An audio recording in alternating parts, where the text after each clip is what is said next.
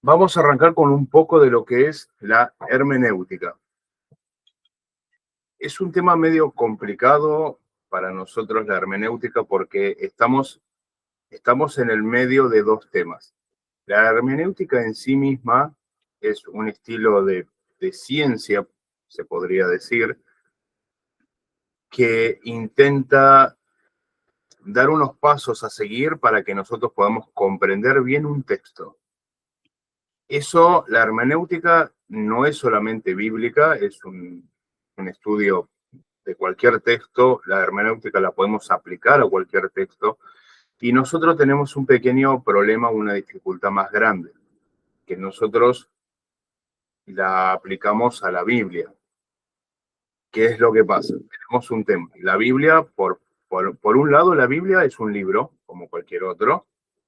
Por otro lado, cuando nosotros lo estamos leyendo, en nosotros es la palabra de Dios. Entonces, ahí hay una dificultad más grande, que por un lado es un libro, por eso uno lo puede interpretar como cualquier libro, y hay gente que interpreta la Biblia de un montón de maneras distintas, pero nosotros estamos leyendo la palabra de Dios. Entonces, en nosotros es importante que tengamos eso siempre en cuenta, porque incluso, aunque vamos a ver que las leyes de la hermenéutica son bastante sencillas para evitar malos entendidos. O sea, cuando yo digo malos entendidos, es sacar la palabra de contexto y desviar la palabra. La hermenéutica sirve para no desviar la palabra, pero siempre tenemos que tener en cuenta que el que nos está ministrando y el que nos está revelando la palabra es el Espíritu Santo. Entonces, mantenernos en un punto estructural solamente de la lingüística, o que es bueno que lo sepamos, no es todo, porque una persona X, cualquier persona, una persona no cristiana que lee la Biblia puede llegar a una muy buena interpretación, pero no la interpretación que el Espíritu Santo nos quiera revelar como iglesia. No quiere decir de que la Biblia diga dos cosas distintas. Estamos hablando de interpretación. La interpretación, obviamente, la palabra de Dios es una, y en realidad la forma de interpretarla es solamente la que el Espíritu Santo da. Pero nosotros siempre estamos atravesados en el medio, y muchas veces nuestra propia concupiscencia modifican y arrastran un poco esa comprensión de la palabra. Nosotros tenemos como, aunque no debería ser así, tenemos como ejemplo las 5 o 6 mil iglesias distintas con distintas interpretaciones que hoy en día son activas en el mundo, iglesias cristianas. Más o menos se calculan unas 6.000 distintas denominaciones con diferentes interpretaciones de la Biblia. No es así, es nuestra carne la que nos divide. Pero bueno, somos un poco así. Por eso siempre tenemos que volver a la palabra y a la oración, y siempre estar concentrados en la palabra mediante el Espíritu Santo. Es difícil, el enemigo es hábil y nosotros solemos errarle siempre. Siempre hay que volver a la fuente, que es la palabra. Vamos a empezar con vamos a leer la hermenéutica, que suena raro, que suena moderno. Es una palabra antigua que se utiliza mucho en la Biblia. Vamos a compartir un párrafo en 2 de Pedro 1:20. Vamos a leer ese versículo. Si alguien lo tiene, yo lo voy a buscar acá en mi Biblia de papel normal, pero si alguien lo tiene, puede Segunda empezar. de Pedro, ¿cuánto? 2 de Pedro 1:20. ¿Lo leo? Sí, sí. Entendiendo primero esto, que ninguna profecía de la Escritura es de interpretación privada. Privada. Bueno, cuando dice interpretación, la palabra griega que está utilizando ahí es hermenéutica.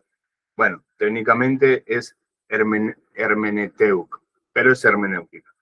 La hermenéutica es la interpretación, la definición es interpretación o explicación, traducción o aclaración. O sea, es aclarar, interpretar o incluso traducir. Cuando nosotros traducimos del griego al español, estamos haciendo hermenéutica. Lo que nosotros ahora estamos viendo es un estilo de interpretación con pasos. Por eso lo llamamos como materia hermenéutica. Los pasos son para que podamos englobar la forma que interpretamos. Esta materia en sí es bastante más práctica que otra cosa. Vamos a ver los puntos más importantes de la hermenéutica. Si quieren, pueden tomar apunte. Podemos poner, se llama principio de la totalidad. Esto en hermenéutica normal. Hay una aclaración en la interpretación bíblica, ¿no? Que la totalidad es el fin. Pero ahora lo vamos a ver bien. ¿Principio de qué, profe? Se escucha muy bajito igual. Ah, qué macana. Qué macana. Parame que intento subirme de acá. Porque yo subí mi volumen pensando que era mi celu, pero no. Se escucha a usted, se escucha abajo. ¿Los demás se escuchan también bajito? No, yo lo escucho bien, profe. Ese celu es mejor, ¿no? Ahora me pongo... ¿Le digo la marca? Esperen que intento conectar esto, a ver si tiene batería. A ver si ahí me van a escuchar. Denme un segundito.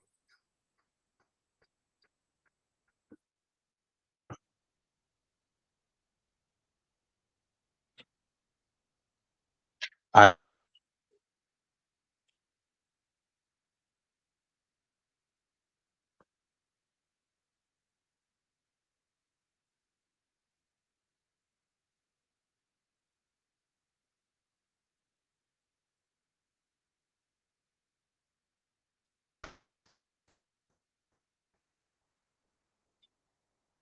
¿Me escuchan ahí? Ahí volví. Sí. No me pregunten por qué, pero cuando enchufé esto se me cortó el internet. Pero ahí restableció. No lo voy a entender. Pero bueno. ¿Está bien? Profe, una preguntita. Aclarar, Sí. interpretar, ¿y cuál era el otro punto? Bueno, de la definición, ya te digo. Sí. Es interpretar, explicar, traducir o aclarar. O sea, técnicamente aclarar es dar luz sobre un tema. Aclarar, interpretar Y traducir. y traducir. Sí, igual son palabras más o menos que van a lo mismo. Sí. El término Bien. es mucho más antiguo. El término de hermeneutiqué viene de Hermes, de cuando los mensajes de los dioses eran traídos. En realidad es muchísimo más antiguo en la historia griega. Pero es una palabra común que, bueno, en la Biblia se utiliza. Y se utiliza siempre que dice explicó, tradujo o quiso o está dando una aclaración de algo. La palabra que utiliza es hermenéutica.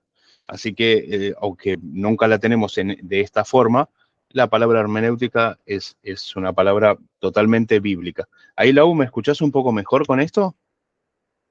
Bueno, bien ahí. Sí, profe, ahora sí, lo escucho un poco mejor. Buenísimo. Ahí vamos, a un momento vamos a comprar un micrófono decente. Habíamos dicho principio de totalidad. Ese es el primer principio. ¿Qué quiere decir? Interpretar un texto en su conjunto, considerando su estructura, género literario y propósito. Lo vamos a aclarar un poco mejor en lo que es la hermenéutica bíblica cuando vamos a los géneros literarios. Si quieren, ahora ustedes vayan tomando punto y yo repito de nuevo, no hay problema. Por ejemplo, en la Biblia se reconocen distintos géneros literarios, como por ejemplo la poesía, como los salmos, ¿no? Los históricos, las profecías, las parábolas, las cartas o epístolas. Cada uno debe ser interpretado según algunas reglas puntuales que da el género, que da cada género, ¿no?, de literatura. Un ejemplo, una parábola no puede ser interpretada como un relato histórico, porque es una parábola. Las parábolas, bueno, entendemos que está en el género de parábolas. Relato histórico, cuando Pablo hace alguna analogía, está haciendo justamente una analogía. Cuando menciona un salmo, está trayendo de lo poético. que el Espíritu Santo nos puede hablar por cualquiera de todos estos géneros. Por eso digo, ahí hay una diferencia que tal vez...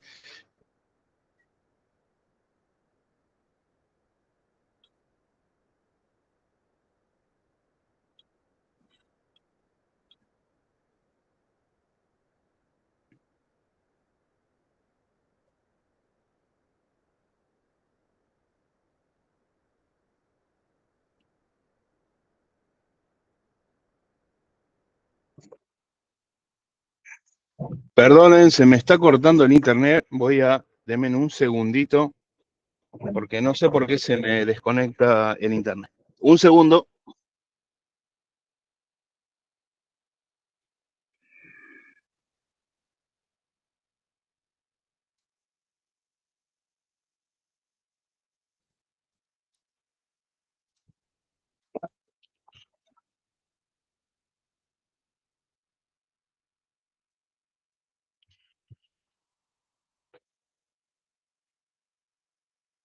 A ver, un segundito. Voy a intentar cambiar el internet. Aguárdenme, aguárdenme.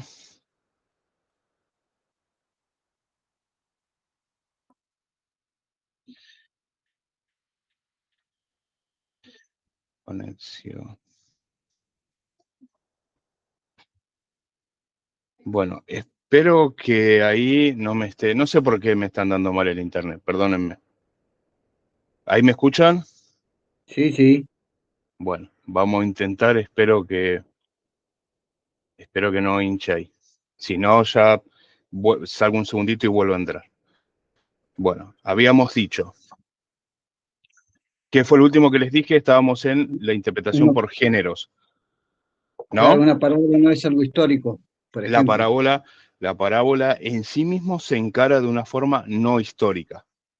Claro. No quiere decir de que el Espíritu Santo nos pueda estar hablando puntualmente desde cualquier libro, desde Sí, cualquier sí. estilo. Pero uno encara la parábola no como algo histórico que sucedió, sino simplemente como una parábola. Bueno, segundo punto que es importante, se llama principio de contextualización, que quiere decir, es interpretar el texto o el evento que vamos a considerar como un contexto tanto histórico como social como cultural, o sea, el marco teórico en el que se está hablando. ¿Principio de qué? ¿Cómo fue, profe? Contextualización, es Ah, ponerle un contexto. Después moví todo. Por ejemplo, cuando nosotros iniciamos la materia de Romanos, habíamos dándole el marco histórico, qué es lo que había pasado, por qué Pablo les escribía, cuáles eran los conflictos que estaban teniendo. Eso es una ayuda que nos da a nosotros para poder entender mejor al autor, qué es lo que Pablo le estaba diciendo, por qué Pablo le estaba escribiendo esto. Entonces, esos son, el primero es el principio de totalidad, el contexto. Por ejemplo, en el principio de textualidad, más allá de que tomamos en cuenta los géneros literarios y esas cosas, hay cosas que nosotros, como cristianos, nos es fácil enfocarnos y darle una totalidad.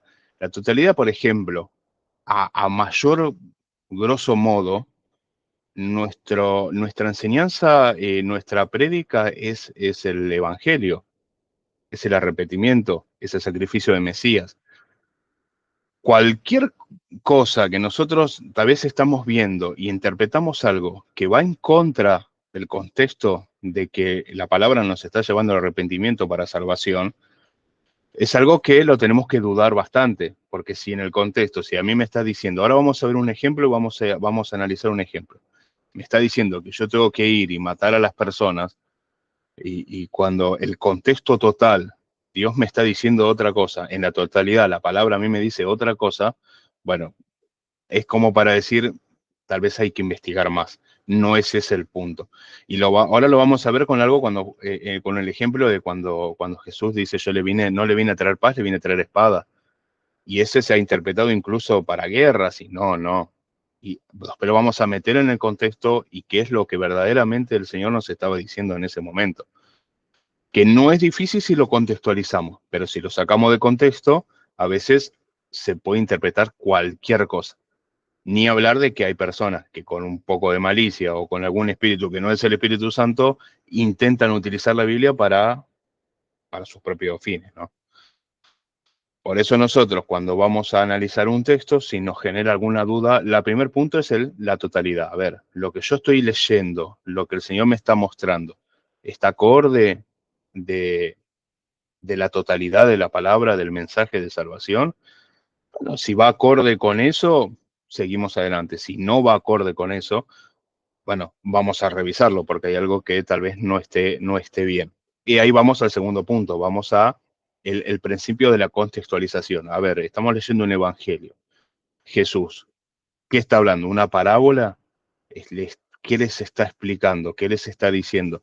¿Es algo que le está diciendo a los judíos o le está diciendo a sus discípulos? Vamos a leer todo el capítulo, por ejemplo, nosotros. Leemos el capítulo, el versículo, y después decimos, bueno, vamos a leer el capítulo. A ver cómo termina esta charla de Jesús. No la dejamos en la frasecita solamente. Y no nos olvidemos que tenemos otra contra. La palabra, el Nuevo Testamento, se escribió en griego. Se tradujo a latín y después se tradujo a nosotros. Lo que nosotros ya estamos viendo es una traducción. No estamos leyendo exactamente lo que escribieron ellos. Entonces, nosotros tenemos que pensar que tal vez si vamos a una palabra muy chica, a un párrafo muy chico, podemos malinterpretar muy fácilmente porque justamente hay traducciones. Alguien ya lo tradujo. Y tal vez la traducción no era lo que quería decir, ¿eh? Entonces ahí podemos cometer estos, a veces hay predicadores que han predicado cosas que no son bíblicas y que parecen muy lindas y que después después se dieron cuenta con el tiempo y decir, la verdad que yo interpreté esto porque leí esto, pero en realidad no decía eso, decía otra cosa.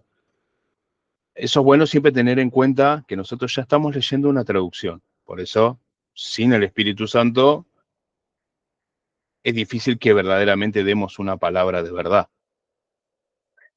Tercer punto. El segundo era la contextualización.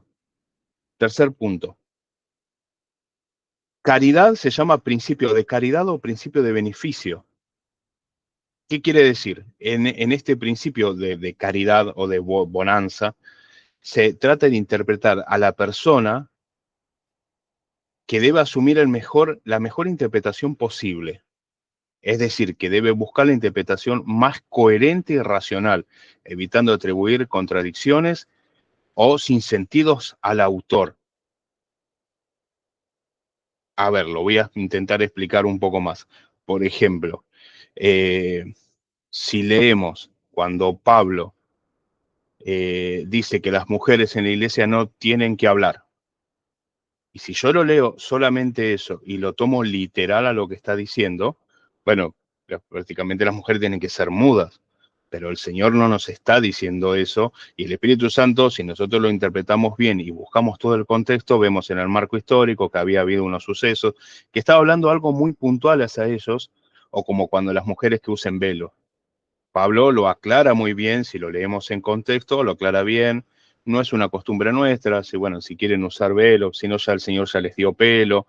Y a veces dice, esto mando yo o pienso yo, no el Señor, porque hay cosas que están en la palabra, pero que Pablo mismo dice, bueno, esto me parece a mí. No es que me mandó el Señor, ni que tuvo una revelación, ni que nada, me parece a mí. Lo podemos tomar, pero siempre con todo el contexto, para evitar que, por ejemplo, que las mujeres no tengan que usar pollera, no depilarse y usar un velo. Eso es una muy mala interpretación de unos versículos de Pablo. Y como dato de color muy interesante, después más adelante vamos a hacer un poco de hermenéutica en la carta de Pedro, de segunda de Pedro, y puntualmente está hablando a la iglesia, a la congregación, que está malinterpretando lo que Pablo había dicho en una carta anterior. En segunda de Pedro, Pedro está haciendo alusión a lo escrito de Pablo. O sea que ya prácticamente a poquitos años ya había mucha gente que tomaba lo que había escrito Pablo y lo forzaba a hacer otras cosas. En el caso de la iglesia a la cual está escribiendo Pedro, era al liberalismo, podemos hacer lo que queremos. Nosotros hacemos lo que queremos porque ya nosotros no hay ley, no tenemos ninguna ley. Y bueno, y Pedro acá dice, no, ustedes están entendiendo, están torciendo lo que Pablo dijo. Pablo no dijo eso. Bueno, después eso lo vamos a estudiar de forma hermenéutica para que lo puedan ver bien. Es muy interesante. Pero bueno, ahí tenemos un tema.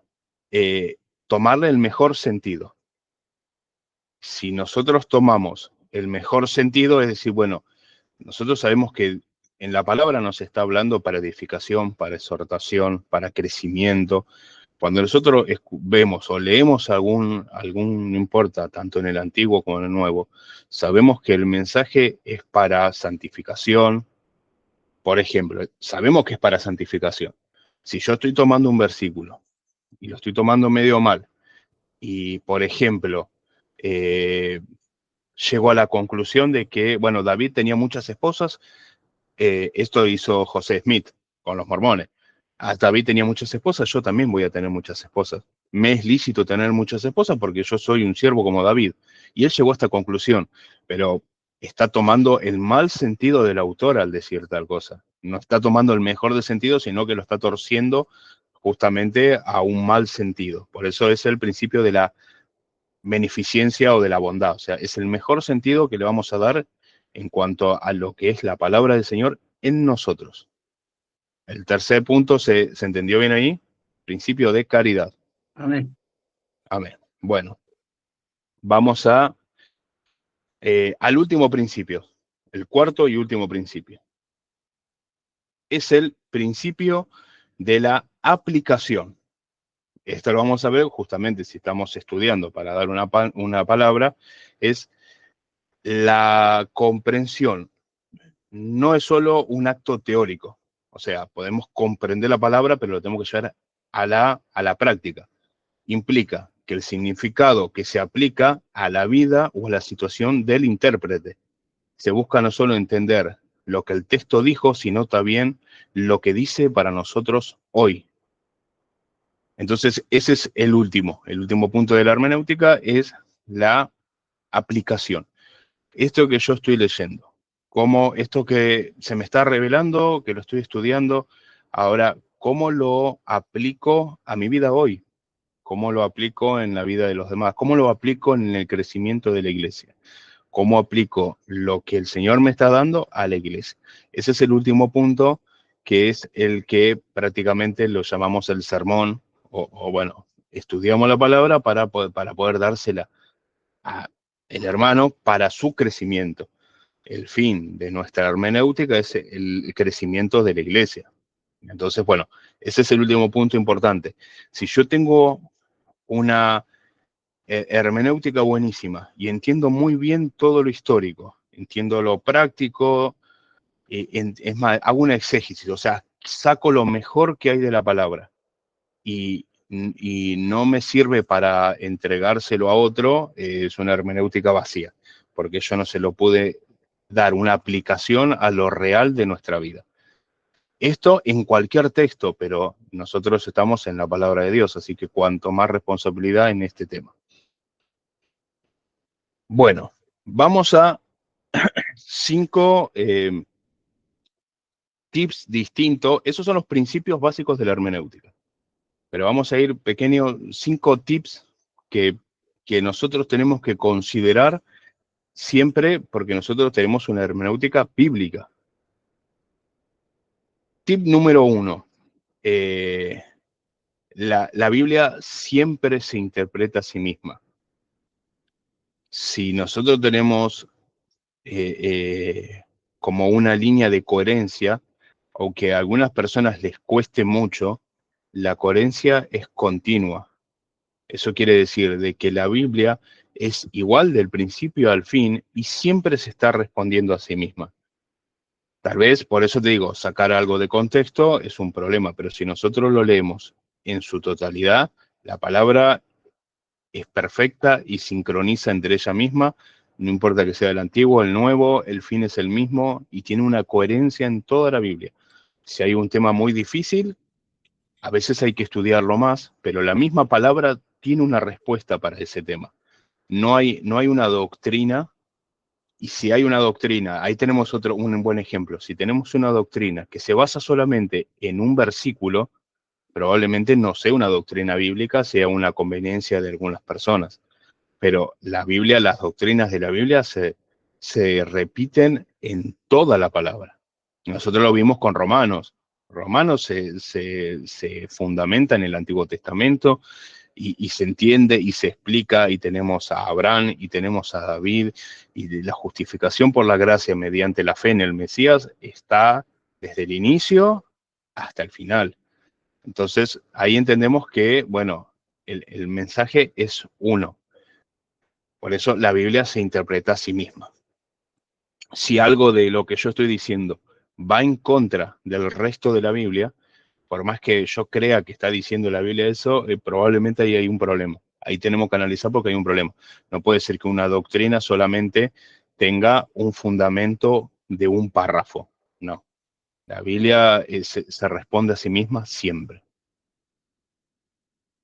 El segundo punto, el contexto canónico. O sea, cada libro, capítulo, versículo debe entenderse en relación al conjunto con el canon, o sea, con el conjunto de la Biblia.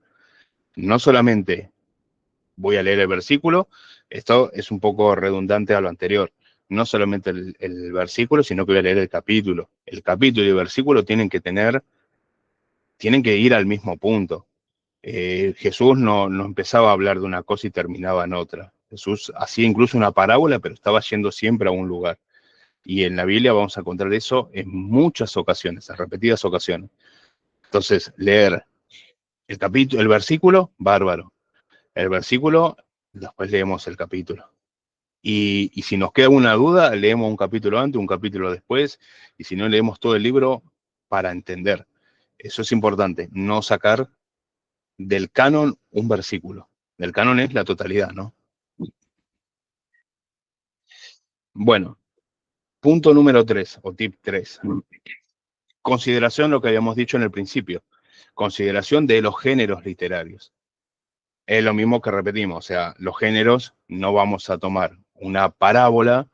Por ejemplo, es normal, y ustedes lo han visto tal vez en aplicación en las prédicas o en la historia de la iglesia, que no se suele tomar una parábola como una doctrina. No se agarran las parábolas y se las llevan a doctrina. Las parábolas se estudian y se acompañan de todas otras doctrinas que hay en la palabra, tanto del antiguo como de las cartas, como de lo histórico.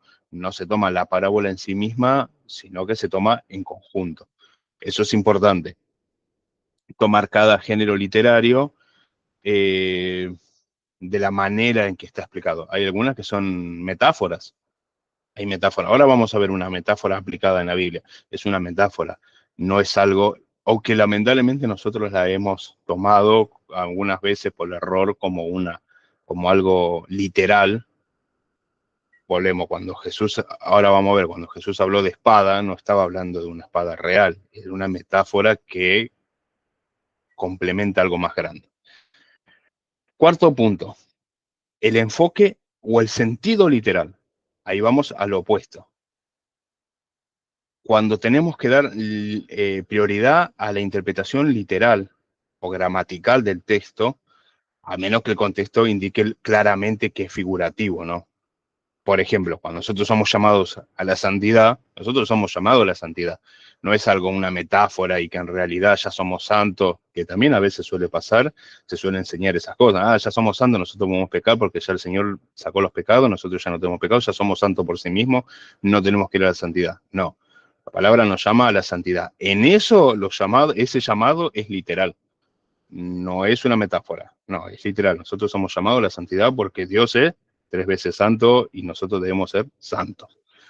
Ahí está bueno marcar esos pequeños tips. Hay algunos casos que son literales y algunos casos que son figurativos o, bueno, o comparativos o metafóricos. Pero bueno. Y el último, que para mí es el más importante, es el rol del Espíritu Santo. El rol del Espíritu Santo, bueno, es verdaderamente el que nos va a abrir, nos va a develar lo que la palabra dice de verdad. porque mucha gente viendo no puede ver, y muchas personas que leen la Biblia no pueden entenderla. Y si el Espíritu Santo te lo revela, bueno, es muchísimo más armonioso y más fácil, porque vos estás viendo lo que lo inspiró a escribirse. No importa que estemos en otro idioma, porque lo que importa es que tengamos al Espíritu Santo. Interpretar, estudiar, leer o hacer el estudio que querramos sin el Espíritu Santo como guía, verdaderamente no tiene mucho sentido. Hay grandes, hay un hombre que sigo, que me gusta, es un filólogo, es un estudiante de la gramática y de la cultura en la época de Jesús. El hombre es ateo, él no cree en Jesús, pero tiene un conocimiento increíble. Es muy lindo lo que dice en algunos casos porque te da luz en lo que es la historia que nosotros desconocemos por lo que pasaron 2000 años. Pero después él no me va a dar una revelación real de la palabra. Porque bueno, él no cree que Jesús es el Mesías, él no cree en el Espíritu Santo. Bueno, él en ese sentido no me va a dar una revelación a mí. Por eso, saber mucho de la palabra no quiere decir de que podamos leerla como se revela mediante el Espíritu Santo. Así que, bueno, como último punto, agregado por mí, el Espíritu Santo para mí, en cualquier estudio hermenéutico que vayamos a hacer, es lo más importante. Sin eso, el estudio es totalmente vacío. Vamos a hacer un pequeño ejercicio para que lo veamos. Vamos a leer Mateo 10:34.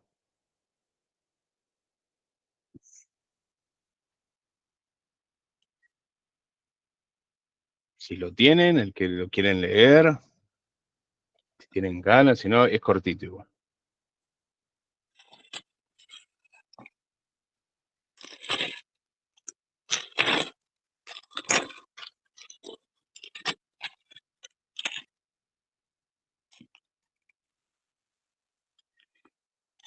¿Lo leo? Sí, por favor, Francisco. No penséis que he venido para traer paz a la tierra. No he venido para traer paz, sino espada. Si no espada. Bueno, acá vamos a ver, vamos a desglosarlo como si no supiéramos nada. Que Jesús dice, en primer lugar, que no vino a traer paz. Bueno, podemos anotarlo, Jesús no viene a traer paz. Dice que en su lugar trajo una espada. Bueno, dice que en su lugar trajo una espada. Esto, nosotros que sabemos, que conocemos porque hemos leído un poco más la palabra, dice que contradice otros pasajes. Ahí ya tenemos un problema. Si yo tomo como que vino a traer guerra y espada, ¿Jesús me está contradiciendo la palabra? Ahí es para dudar. Por ejemplo, ¿qué contradice? Bueno, que Jesús el Mesías es llamado príncipe de paz.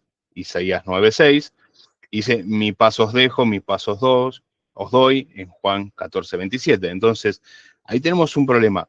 Vean que no cumple la interpretación primera que yo le puedo hacer si la tomo literal, no cumple con los requisitos de canonicidad o literalidad, ¿no? O sea, ahí está rompiendo que, bueno, no está muy acorde con otros pasajes de la Biblia. Y está acorde con la salvación del Señor y no, tampoco está acorde. Entonces, yo este versículo, ¿lo puedo tomar literal? No, no lo puedo tomar literal. Que se ha tomado, este versículo se ha tomado para algunas guerras, se ha tomado literalmente, se les ha dicho literal y vayan a matar, y bueno, iban los cruzados a matar. Pero no es así. La interpretación literal puede llevar a pensar que Jesús promueve la violencia o la guerra, lo cual choca con el resto del mensaje de amor, perdición, de amor, de perdón, de santidad, de sacrificio. Bueno, choca con el resto de los conceptos. Entonces, vamos al paso número 2. Vamos a analizar su contexto. Vamos a ver la hermenéutica del contexto. Para entender correctamente este versículo, debemos considerar su contexto inmediato y general. Vamos al contexto inmediato. El versículo se encuentra en el capítulo 10 de Mateo, ¿no? Ahí lo que vamos a hacer es leerlo, obviamente, todo. Un pasaje donde Jesús está dando instrucciones a los 12 discípulos antes de enviarlos a predicar. Una vez que ya leímos, entendemos que está en ese contexto. Les advierte de la persecución y de los desafíos que enfrentarán. Justo antes del versículo 34, Sí. Jesús les habla de confesar su nombre, el del Mesías, ¿no? De Jesús, y de la división que esto causará incluso dentro de las familias. El tema central del pasaje es la lealtad incondicional al Mesías, a Cristo, y el conflicto que puede surgir por esta fe. Si ves que si ya leemos el capítulo entero, entendemos que los estaban mandando a predicar y les estaba haciendo que una alegoría. Lamentablemente les vine a traer un conflicto, porque van a tener este conflicto, porque cuando ustedes tienen mi nombre, el mundo que me rechaza a mí los va a rechazar a ustedes. E incluso en el verso anterior les dice, incluso puede que tengan conflicto con sus familias y que estén enemistados con sus padres, con sus madres, porque ustedes creen en mí. El capítulo está hablando de la lealtad hacia el Mesías, no de ir y matar personas, no de hacer la guerra. Bueno, ahora vamos al otro punto. Es el contexto inmediato. Vamos al contexto literal y cultural. Y ahí analizamos que la espada, en este contexto, no se refiere a un arma física. Es una metáfora. ¿Una metáfora de qué? De la división. Una espada para cortar, es algo que separa. Entonces, es una metáfora para la división. En la sociedad judía de la época, la unidad familiar era totalmente fundamental. La lealtad a la fe en Jesús, el Mesías, era tan radical que podía separar a un creyente de su propia familia, o poner a padres contra hijos, suegras contra nueras, como se menciona en el versículo siguiente, en el 10:35 y en el 36. La espada no significa, simboliza la ruptura de estas relaciones. Que ahí tenemos el contexto literal y cultural. A veces no conocemos bien la cultura, pero bueno, lo ideal es, por eso está bueno estudiar un poco de historia, en este caso no es tan profundo y es entendible, y en nuestra sociedad también pasa, pero bueno, nosotros no, por ejemplo, comparado con los judíos, nosotros no tenemos tanta conexión con nuestra familia. Nosotros estamos más que uno por su lado, nos vemos, nos charlamos, pero no tenemos una conexión tan íntima. Ellos eran no solo un pueblo agarrado entre ellos, sino familiarmente unidos al extremo. Ahora él nos está diciendo que la fe en él incluso va a romper eso. Contexto teológico. Y vamos ahora a un contexto más amplio. La venida de Jesús al mundo es el punto de inflexión de la historia. Su mensaje de fe y de salvación demanda una decisión totalmente radical. Esta decisión, por su naturaleza, la decisión de seguir al Mesías, genera una división entre los que lo siguen y los que aman al mundo. La paz de la que habla Jesús en Juan 14:27 es una paz interior con Dios, no es la ausencia de conflicto en el mundo exterior. La espada es el símbolo de la fricciones inevitable entre el reino de Dios y el sistema del mundo, incluyendo las relaciones humanas e incluso familiares. Ven que acá, ya de tomarlo textualmente, literalmente, y decir de que Jesús nos manda a matar, y que no, él no es pacífico y que no vino a traer paz, sino que vino a traer guerra, estamos entendiendo todo un marco del cual Jesús estaba hablando. Acá también aplicamos el principio de la bondad, lo que hemos dicho de la bondad, o sea, el mejor concepto de lo que Jesús está diciendo, no tomar el peor. Si yo tomo el peor, no, bueno, pero acá dice que Jesús dijo que él viene a matar y nosotros tenemos que ir a matar, y a matar. Bueno, si lo tomamos con las reglas de la hermenéutica, sencillamente podemos llegar a una idea totalmente distinta de ir a matar a una persona con una espada. Paso número 3. El análisis de los pasajes paralelos. Porque bueno, ahí tenemos otro. Tal vez el contexto me confundió, pero bueno, vamos a analizarlo paralelos. En este caso lo tenemos en Lucas 12, 51-53. Obviamente este pasaje es paralelo al de Marcos. La misma idea de la división familiar es expresada casi como en las mismas palabras. Esto refuerza la interpretación de que Jesús está hablando de la división, no de la violencia. Y bueno, Juan 14:27, como se mencionó antes, Jesús dice, mis pasos dejo y mis pasos doy. Y aquí la paz es un don del Espíritu de Dios, el Espíritu Santo, un estado de tranquilidad y reconciliación con el Creador, con nuestro Señor, que que coexiste con la oposición y los conflictos que tenemos en el mundo. Entonces, este don que el Señor nos da de tener paz en medio de los conflictos, esos conflictos comúnmente son incluso traídos por nuestra fe, por nuestra decisión de seguir al Mesías, porque el mundo amó más a la oscuridad que a la luz y lo rechazaron. Ahora vamos al último paso. Hasta ahí ya lo comparamos con otros versículos, lo comparamos con la canonicidad y lo llevamos a distintos puntos a ver cómo se mantenía esa idea de violencia de Jesús o de fricción y separación que tenemos nosotros que tomar la decisión en este mundo. Y ahora vamos a ver, es bastante fácil, pero bueno, vamos a hacer el ejercicio del paso 4, que es la aplicación. Relevante para el presente. Y podemos decir, una vez que hemos interpretado el significado original del versículo, ¿qué nos dice nosotros hoy? El mensaje de Jesús no es cómodo, ni es siempre bienvenido. Eso sería una aplicación, ¿no? O sea, probablemente por ser cristianos muchas veces nos den vuelta la cara. Seguir a Cristo puede generar tensión, conflictos con personas, incluso con nuestros familiares. Esa es una realidad. Probablemente puedo llegar a tener conflictos yo por seguir a Cristo con mis familiares. No es obligatorio, pero puede llegar a pasar.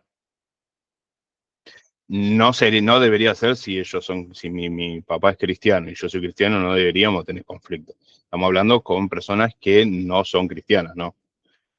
Es una acotación media rara, pero a veces pasa que en familias cristianas están todos peleados y se odian, y como cristiano eso no debería suceder. La verdadera paz que se obtiene es la paz del Señor, que no depende de las circunstancias externas.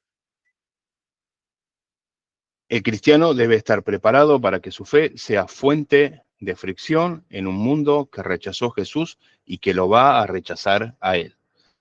Todas estas son aplicaciones que nosotros podemos, desde este versículo de que nos dice que yo no le traigo paz, yo les traigo espada, podemos llegar, cuando nosotros preparamos que la aplicación, el sermón, para dárselo a la comunidad, a la congregación, a nuestros hermanos, o a compartir esa palabra, podemos llegar a todas estas aplicaciones partiendo desde ahí y entendiendo todo el contexto, tanto para interpretación nuestra como para llevársela a la iglesia. Ahí, que les dudas en cuanto quieren que repita alguna parte, cómo lo entendieron bien. Igual vamos a hacer durante un par de clases que vamos a tocar hermenéutica, vamos a traer temas. Si ustedes quieren algún tema puntual que lo analicemos con la hermenéutica, lo vamos a analizar.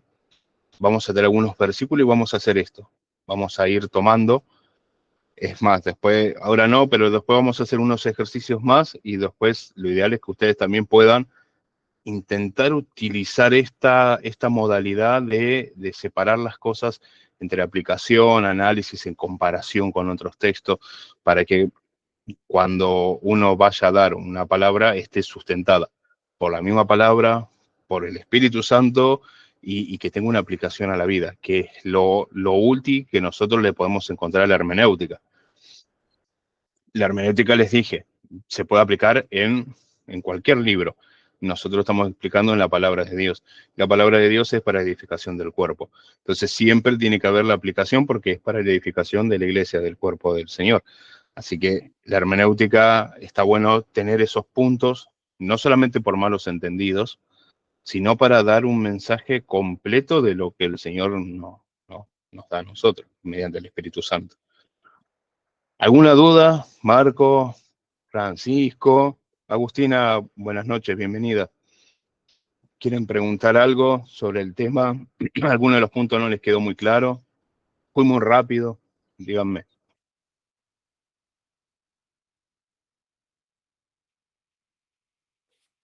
No, se entendió, profe, se entendió perfecto. Bueno. El punto 4, profe, dice sentido literal. Tenemos que ver, y ahí me quedé, en ver. A ver. Sentido literal. Bueno, se da prioridad a la interpretación literal y gramatical del texto, a menos que el contexto indique claramente un uso figurado. O sea, se da sentido literal a menos que el contexto diga algo que va al sentido metafórico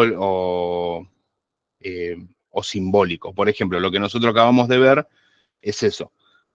Literalmente, si lo leemos literalmente, era que el Señor nos trajo violencia. Él vino para que nosotros seamos violentos y que vaya con una espada matando.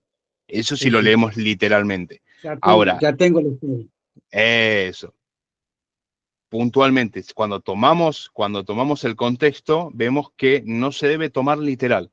Por eso, Ahí está. el enfoque de sentido literal es para ver si lo debo tomar literal o no lo debo tomar literal. Y debo Sí, sí, tomar sí. su sentido simbólico o metafórico. Acá en este caso Jesús está hablando de un sentido simbólico. La espada era que la fricción que íbamos a tener en el mundo con nuestra familia, por ejemplo, contra los vecinos, es esa fricción y esa división por a nosotros haber elegido a Él y nuestra determinación de seguirlo a Él, comprender que nos va a llevar a este conflicto. Y que igual Él nos da paz. Pero ve que es el sentido literal es ese, es ver esto lo No, no. tomo literal, claro, es por eso, es lo tomo literal o el contexto me dice que no debo tomarlo literal. En Sí, este sí, caso, sí. el contexto nos decía que no debemos tomarlo No literal. debemos tomarlo literal. Claro, Totalmente. si lo tomamos literal sería un error nuestro de interpretación. Entonces, leemos el versículo y leemos el contexto. Sí, sí. Yo Ahí pienso que quedó. nos tendría que tener un poquito de paciencia porque las expresiones, No hay problema. no estamos muy acostumbrados a esas expresiones, o sea, por lo menos yo, ¿no? No Entonces, hay, no como hay que me problema. cuesta ir Vos ubicándolo, pero me gusta, me gusta porque me enseña más de cómo preparar todo para que sea más exitoso. No hay problema. Igual que ustedes me hablan, me interrumpen, a mí no me molesta, me levantan la mano, me dicen y paramos y volvemos para atrás y yo intento volver, no hay ningún problema. La idea es que ustedes lo vayan de a poquito asimilando, por eso vamos a hacer un par de ejercicios. Es más, ya les voy a dejar un ejercicio, ya los voy a hinchar. Sí, sí. Vamos, es fácil, es lindo y esto es recontra conocido. Filipenses 4:13. Cuando ustedes durante esta semana tengan tiempo, intenten hacer una lectura y observación principal. Anoten si quieren. Filipenses 4:13 y ponen, punto 1, lectura y observación inicial de ese versículo. Después, paso 2, análisis del contexto. Y ahí vemos, ¿es literal? No es literal. Por Contexto favor, todavía inmediato. Filipenses 4:13. Hasta ahí Exacto. llegué. Y después punto Anota. 1. Paso 1, lectura y observación inicial. O sea, vas a leer ese solamente eso. El versículo es sencillo, dice, todo lo puedo Cristo que me fortalece. Sí, Así sí, que sí, van a sí. analizar eso. Ahora, los ve ustedes ahí lo van a ir haciendo durante la semana. El paso 1 es la lectura inicial. Y ahí cuando yo les digo que pongan lectura inicial, anoten ejemplos de lo que están leyendo. Por ejemplo, de la aplicación, de cómo puedo aplicarlo, incluso de forma errónea. Por ejemplo, yo no estudié para dar un examen, pero todo lo puedo en Cristo que me fortalece. Es Claro. una posibilidad, es errónea esa, ¿no? Porque no Sí, tiene sí, nada que sí, ver. sí, sí. No está hablando de eso, no está hablando de mi responsabilidad, ni es otro tema. La palabra nos está diciendo otra cosa, pero vamos a notar qué es lo que nos dice tan solo leerlo, qué podemos interpretar. De que yo voy a Claro. poder volar, por ejemplo, bueno, después vamos a ir viendo en el contexto. Entonces, anoten 3 o 4 de las cosas que puede llegar a querer definir de forma literal, literal. Ahí Sí, sí, sí. Que estén erradas es bueno. O sea, justamente porque después van a ver, claro, no, esto no era literal. Así que tómenlo literal y escriben qué puede llegar a significar ese versículo. En el paso 2, anoten análisis de contexto. ¿Y ahí qué hacen? Leen todo el capítulo 4. Si no les queda muy en claro, lean el 3. Si no les queda muy en claro, lean el 5. Lean el contexto. Y ahí anotan el primer punto, contexto inmediato. A ver, ¿qué está hablando? Este es el 13. En el 12, ¿qué dicen? En el 14, ¿qué dice? En el capítulo, ¿qué dice? El contexto más cercano. ¿De qué está hablando? Después ponen el contexto literario. O sea, ¿qué está pasando? ¿A quién les habla? ¿Qué es lo que está diciendo? Si logran encontrar ese contexto literario. O sea, ¿a qué le está escribiendo a los filipenses? ¿Qué le está pasando? Si lo pueden encontrar, si lo saben, o lo pueden buscar. Por ejemplo, pueden incluso buscarlo en Google. Cuando Pablo escribe la carta a los filipenses, ¿qué contexto tiene? Y lo pueden buscar y entonces ahí ya tienen un contexto que no va a ser totalmente exacto, pero no importa, pero por lo menos para que ustedes vayan entendiendo un contexto de lo que Pablo, qué problema estaba teniendo Pablo o por qué Pablo escribe la carta a Filipenses. Algunas Biblias los traen, algunas Biblias de estudio en el inicio te traen todo el contexto, pero no todas las de estudio lo traen y las Biblias comunes no. Luego pongan otro puntito y pongan contexto teológico. Y ahí anoten teológicamente, ¿qué quiere decir? ¿Qué es lo que este capítulo entero me está diciendo? Y en otros libros, ¿hay algo que yo lo pueda comparar con otros libros? Ahí háganse la pregunta, ¿con qué lo puedo comparar? Anoten ahí si quieren, ¿con qué lo puedo comparar? Porque esa pregunta está buena. Hacerse una buena pregunta es parte de dar una buena respuesta. Entonces, lo que me está diciendo, ¿con qué lo puedo comparar? Por ejemplo, ahora así se me ocurre muy a lo grosso modo. Daniel en el foso de los leones. Hizo algo que era imposible, pero lo pudo hacer. Un ejemplo, tal vez no el mejor, pero bueno, es un ejemplo. Por eso ustedes busquen algo, a ver, con todo el contexto que está hablando acá Pablo, que los que les está diciendo, que en esto, ¿con qué lo puedo comparar? Con otro libro, ¿no? Con otro lugar, con el antiguo, con el nuevo. ¿En qué otro aspecto lo puedo comparar? Contexto teológico, le pusimos en ese punto. Luego pasan anoten, paso 3. Analicen pasajes paralelos. ¿Hay algún pasaje donde Pablo, o mismo Pablo, otro escritor, habló de algo parecido a todo lo puedo en Cristo que me fortalece? Se me ocurre ahora, tal vez, cuando Pablo habla del aguijón en la carne. ¿Tiene algo que ver? ¿Puede ser, lo puedo llegar a enlazar con lo que Pablo dijo del aguijón en la carne? Y ahí anoten, a ver, este texto, no literalmente, sino tomándolo en el marco, ¿lo puedo comparar con lo que Pablo habló del aguijón en la carne?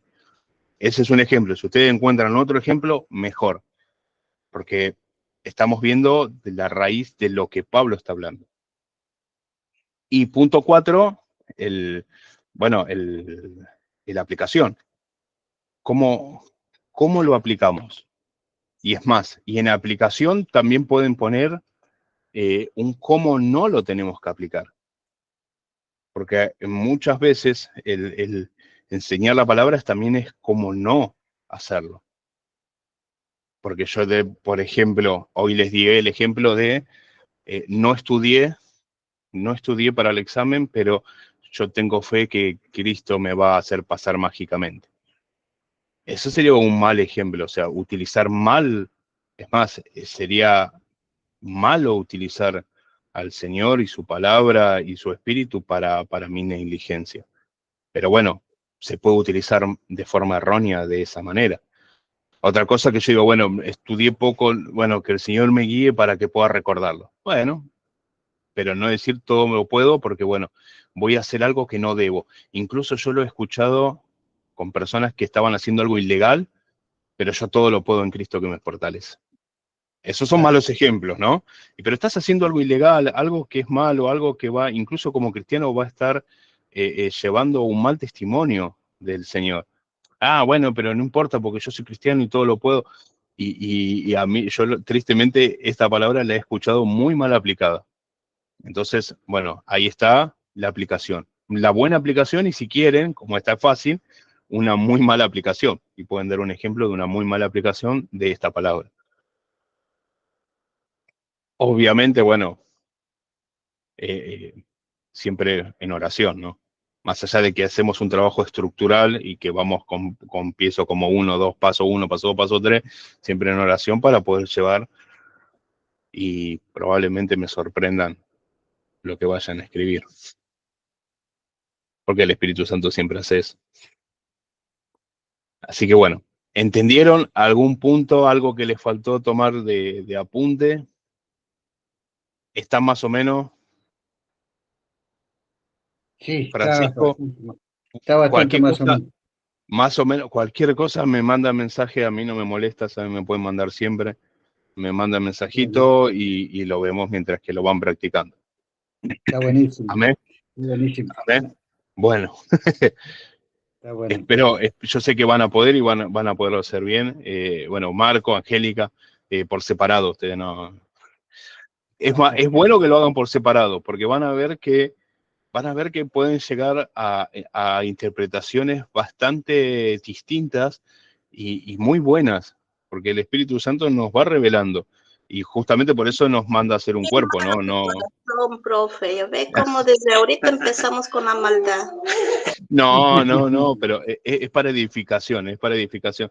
Y muy probablemente las que ustedes vayan a traer la semana que viene, a mí me sirva. Y porque yo he estudiado, pero el Espíritu Santo nos usa a todos y es en comunión que nos edificamos. Entonces, tal vez probablemente alguno de ustedes traiga algo que yo diga, no lo había pensado por ese lado. Qué bueno, qué buen punto, qué buena observación que el Espíritu Santo le mostró de la palabra, porque es Él el que revela. Así que bueno, y esto es decir, pero lo escuchamos y lo predicamos y lo escuchamos en prédica 800.000 veces, sí, pero hay 800.000 cosas más que no comprendemos la palabra y el Señor la trae siempre. Así que bueno, cualquier cosa me preguntan y bueno, vamos a orar para despedirnos, que vamos a